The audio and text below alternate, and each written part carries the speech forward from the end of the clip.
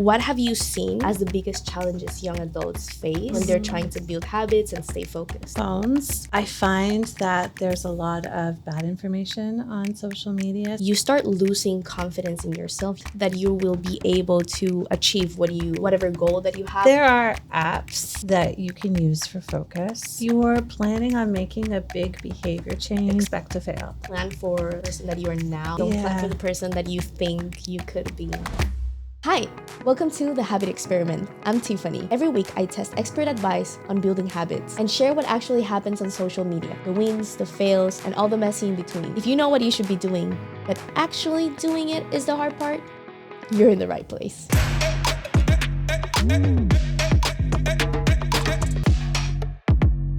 Okay, hi. Hi. So today, I am chatting with Joanna Harding Duggan. She's a professional ADHD and wellness coach, and she helps young adults and students navigate ADHD and all the executive function stuff that no one really teaches us. So she uses neuroscience and practical wellness strategies to work with her clients and to help them build things like focus, manage time, and create sustainable habits. In this episode, Joanna shares tools for handling overwhelm, staying focused, and building confidence when routines haven't worked in the past. So, welcome, Joanna. Thank you. Thanks for having me here. How are you feeling today? I'm good. It's very cold outside. I know, it's cold. Other than that, I'm good. Thank you. Okay, so let's jump right in, okay? You know how young adults, we have a lot going on. There's so many new routines, new habits, new responsibilities coming along just right off the bat when we become adults, right? Plus, right now, we're constantly distracted by social media and just having, so many things on our plate, plus the digital distractions that we already have to handle. From your experience as a coach, what have you seen as the biggest challenges young adults face when they're trying to build habits and stay focused? Yeah, it's a good question. So, phones, technology, you need them, but they also distract you. So, phones can definitely be a big challenge. I find that there's a lot of bad information on social media. So we're here today to try and kind of set the record straight a little bit with that.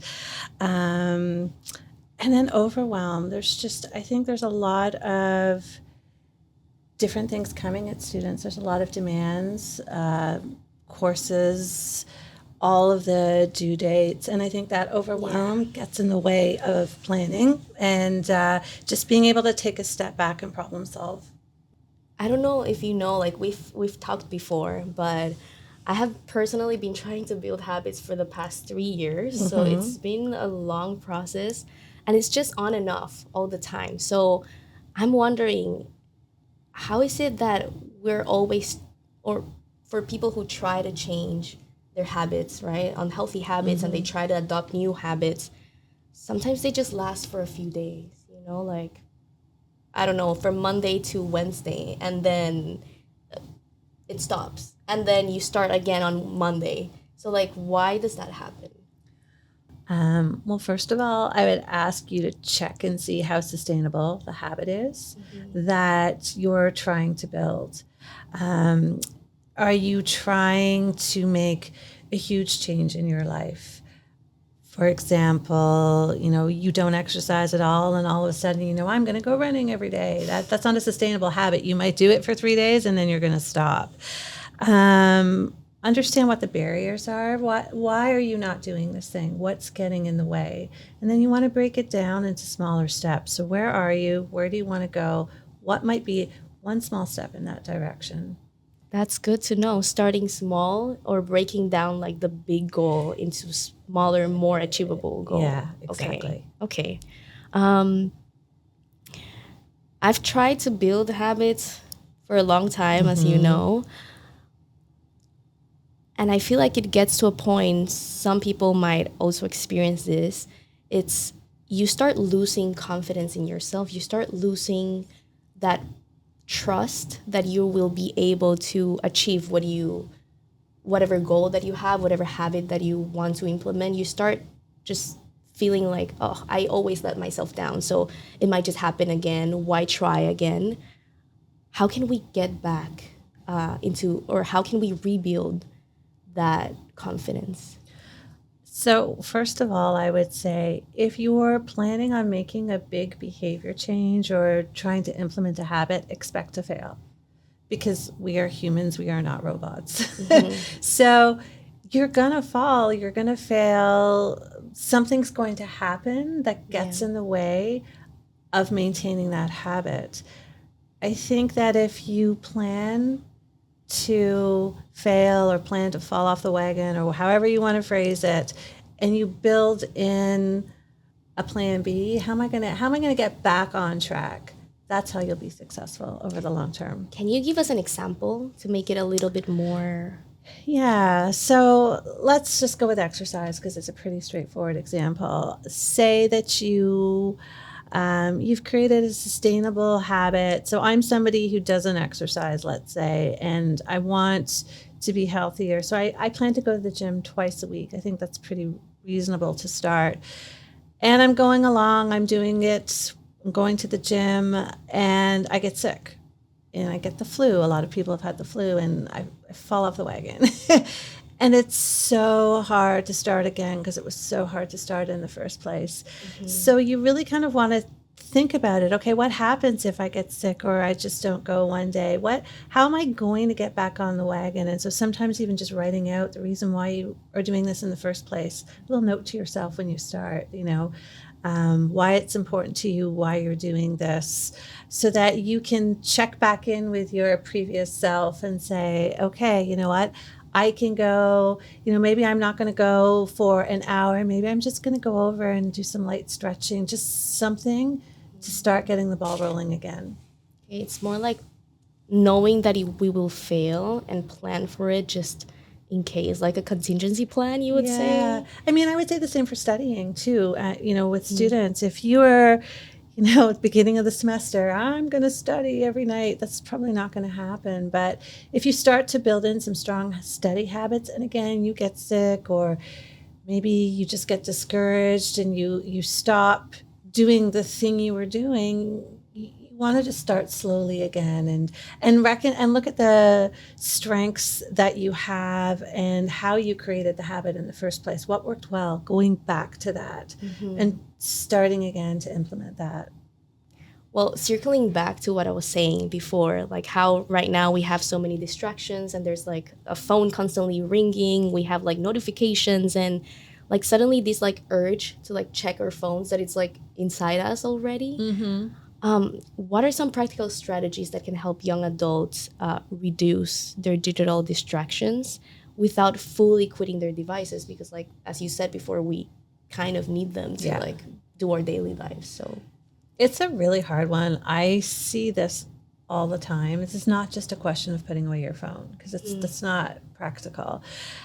There are apps that you can use for focus. Again, you're using kind of your phone for good. It doesn't take you off your phone. If I can name a couple of apps that I like. For sure. So Hank Green has created an app called Bean, which is really kind of cute. The little bean it's a focus app. Forest is a good one. You grow a tree for a certain amount of time while you're focusing. And then there's just one called Focus Keeper that tracks the time. But what these apps do is use something called the Pomodoro technique, where you work for a set amount of time, you take a small break, during which time you do nothing of high interest. So don't go on social media or whatever. You repeat that 3 times, and then you take a longer break. So that can be helpful because sometimes when you sit and think, oh my gosh, I have like 2 hours of work to do here, breaking it down into small 30-minute chunks is much more manageable. These apps time those 30-minute chunks and those 5-minute breaks, or however you want to divide it up. Another way to do the Pomodoro, which is interesting, is to create a music playlist for the amount of time you want to focus for. Now, my caveat with that is music without words. Because music with words puts you in the zone of multitasking, and it just doesn't work. I know we all think we can really multitask well, but our brains don't work that way. So music without words. And I actually have some students that I've worked with that like video game music, which, I mean, it's kind of foreign to me, but it really helps them and they really like it. And it's available on Spotify. Okay, yes. So, yeah. So it's a great way to know, to create an amount of time that you're focusing for, particularly for students who are neurodiverse. Listening to music is very helpful because it helps, it kind of weirdly helps your brain focus. Sitting in complete silence does not help for the most part, in my experience. So that can be a helpful way to use your phone. Otherwise, turn off notifications, that type of thing. Create an intention, but really, it is a challenge. There's not really no other way to look at it. I would just say try and use your phone to support your focus. Go in with that intention. Try the Pomodoro. You can look it up on YouTube. There's a million different videos out there. Have a buddy. Work with a friend. That is not going to distract you. But working with somebody else, or if you live at home, work in a room with someone else. My daughter will often come and sit where I am, put her headphones on and work, and I just kind of put her around and do my thing. So having that, it's called body doubling. That can be really helpful as well, to help with focus. Just like having the presence of another person working while you're doing your stuff. Yeah. Yeah. So for that reason, going to the library or, with other students around can be helpful, just to sit and focus. Yeah, I can relate to that because sometimes when I'm at home, it's like so easy because no one is looking at you. You're just like, okay, I'll take a break and use my phone. Yes. And then you have the sofa there, you have your bed there. It's just like so easy to just like take a break. It's much more enticing. But if you're outside, it's like, okay, everyone's working, so I should be working. Yeah. Is that the psychology behind it? Yeah, it is. I think just having another person present can be really helpful. In fact, there's even like online, you can do it. You can just have a friend on FaceTime. I've done that when my kids were at school overseas. I'm like making dinner in the kitchen. They're on a different time zone, but they're working in the background. And, again, that is helpful too. So when we lose focus, because we might try to use all of these techniques to maintain focus, but once we lose it, how can we regain that focus? What are some steps or some techniques that we can use on the spot so that we are able to like get back on track? Yeah, so I would want to understand why you're losing focus. Are you tired? Have you been at it for a long time? Are you bored with what you're doing? What's distracting you? So one thing I would say is if you've sat at your computer or your laptop for 20 minutes or so, 20, 30 minutes, and you've done nothing, you need to get up and move. So, go for a short walk, grab a glass of water, think about changing your location because, our brains like things that are new and shiny. And if you've been sitting in the same spot at the same time, trying to work and you've lost focus, move somewhere else. Go somewhere weird and work. Go to a different room in the house, somewhere where you wouldn't normally work, and set yourself up there. So that's what I would do to try and regain focus, or put on a playlist, like use some of the apps, use the Pomodoro, use some of those strategies to bring focus back in. Yeah, because what happens, I think many people might experience the same thing, is you're there and you're focused and you have the motivation, you have the intention to do the task that you put yourself up to on that day. And then you take a break, right? You take a break and you say, okay, I'm going to scroll on social media for 5 minutes. That doesn't work. No. And so that's what I was saying before about the Pomodoro. When you take that 5-minute break, do not go on social media. Don't do a high stakes activity. You don't want to do something that's going to engage your brain in a really exciting way that pulls you away from what you're trying to do. So in a 5-minute break, stretch, get a glass of water, stare out the window, breathe. Just the whole idea is you're giving your eyes and your brain a break from what you're doing on a screen, and then you're coming to it. On the longer half-hour break, then you can go on social media or do something, use it as a reward when you've done a certain amount of work. But Yeah. stay off the high-stakes stuff when you're trying to focus. Okay. So would you say that's the only way we can use social media in a healthy way? Like have it as a reward or like schedule a time just for that? That's a hard question. I think social media, it's a way of people connecting, and connection is always good as long as it's an authentic, genuine connection. I'm of a very different generation than you, so we did not have this when I was growing up. I don't want to bash social media because I do think it has its strengths, but I would think about why you're going on it. Go on it with intention. Are you going on it just because you're bored and you're looking for a dopamine hit? Are you feeling lonely and you want to connect with people? Are you genuinely curious to see certain people that you follow? Be intentional about it. Okay. What can be if you feel like your brain needs dopamine, what can be other things that you can do to receive that dopamine without using social media? The idea of dopamine, first of all, so we know dopamine is a neurotransmitter.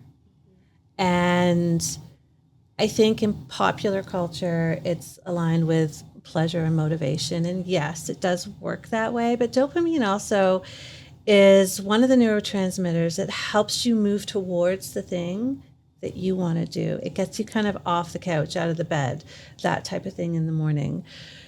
So you want to do something that is enjoyable for you. So for me, that's always music. When I am losing the plot, which is usually about 2 o'clock in the afternoon, my earphones go on and I listen to music that I like.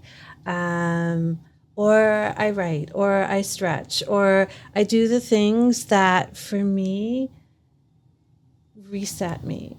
And so, yeah, social media can be a dopamine hit, but really know what you enjoy doing. I mean, if you enjoy running, like exercise is a great way to use your brain chemistry to work for you and to help you focus. So, and in fact, we use this quite strategically in coaching as well, both students and the professionals that I work with.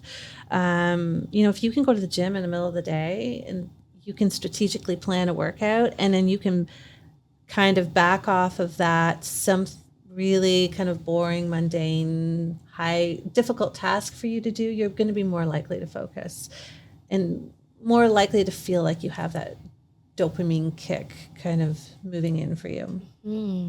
Okay, that's very interesting. You know how young adults, we have so many things on our plate and we suddenly feel like everything is important. Like we have school, we have work, we have like our relationships, friends, social life, personal goals, I don't know, different things, commitments that we need for, our future, all these different things. How can we decide what truly is important and what truly needs our attention today and what can wait for tomorrow or for maybe next week? So the short answer to that is planning. So when I'm working with students, I start off and I have them just print off monthly calendars, 4 monthly calendars for the semester. Put on your due dates, like your big due dates, color code everything. That's going to kind of give you a bird's eye view of what's coming up school-wise. That's going to inform your weekly and your daily planning. And so for school, I would say it's probably the piece that uses a lot of what we call working memory, trying to figure out what to do, what class should I work on, but I also want to see friends and I also want to go to the gym, and how do I fit all of these things on? Plus you have to eat and do other things in there. So what I do is a weekly plan where I kind of sit down at the beginning of the week and I actually use a system where I just block my day into 3 chunks of time. I don't kind of go 9 to 10, 10 to 11, morning, afternoon, evening. And I think of all the things on my plate and all the things, and I just kind of write down where I want to get them done and what that looks like. It's kind of like my best case scenario for the week. And this way, I've created some balance. I actually color code it. So, I'll see clients at certain times, and then life stuff and exercise and whatever else I'm doing is color coded. So I can kind of just look at it and go, okay, all my bases are covered. But that changes because life changes. I'll wake up in the morning, there'll be an email. So then every day I want to check and just write out of my book, what are my top priorities today? What did I say I was going to do? Does that still align with my day and how I'm feeling? And it's really just an ongoing process of checking in with yourself, creating that intention. But it's really kind of going from this macro, monthly to weekly to daily type planning. Okay. Okay, that's very interesting. So when you said that you divide your day in 3, does that mean that you have 3 main tasks on your day? No, my day is divided into 3 blocks of time. And I would so when I do this in my coaching practice, we make this make sense for each individual. For me, my blocks of time are 9 to 1 because it's when I'm most productive. 1 to 3 because I'm least productive during that time. And then I think it's like 3 to 7 or something. And so the things that I need to do in my day, I plan into those chunks of time based on what I know about how my brain and body feel. So I know I focus best in the morning. That's not true for everybody. In fact, a lot of neurodiverse people that I've worked with focus best at night or late afternoon. So you also want to know, how high an energy task is this for me specifically? How difficult do I find this task? If I find it's going to be really hard and it needs my focus and attention, it goes in the morning block. Do you think, based on what you told me, do you think it's possible to train your brain to work better in the morning than at night? Like if you are already, or you feel like you're already wired to be like a night owl, is that possible to like train and change? So I would ask why you want to change. If you are, if you're saying, well, I work the best at 1 to 3 in the morning, that's okay. That's not going to work well for you in life. Unfortunately, jobs start in the morning. But if you say, I focus best from 7 to 10, I would ask, how is that bad for you? And why would you want to switch it to the morning? So I think it really depends. Okay.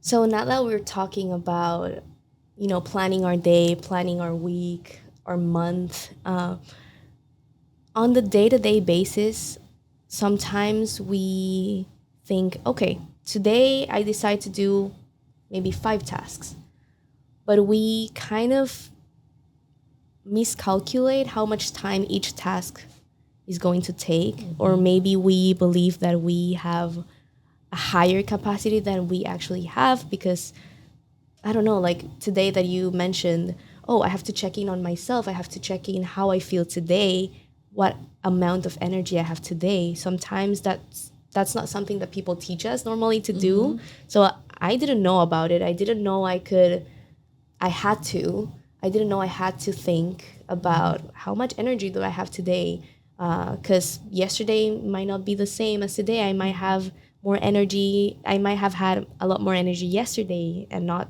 that much today. So how can we realistically plan our day and calculate the time that it might take? Yeah, it's a good question because what we call time blindness is a very real thing in the neurodiverse community.